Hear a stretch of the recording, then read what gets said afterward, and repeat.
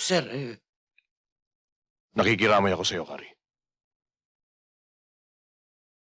Critical ang sitwasyon natin ngayon. Hindi ka pwedeng umalis. Kailangan ko ng tao.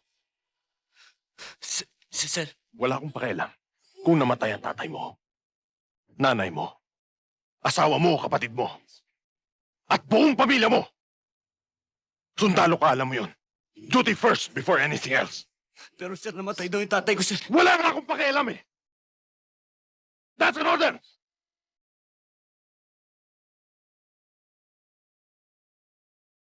Dismiss.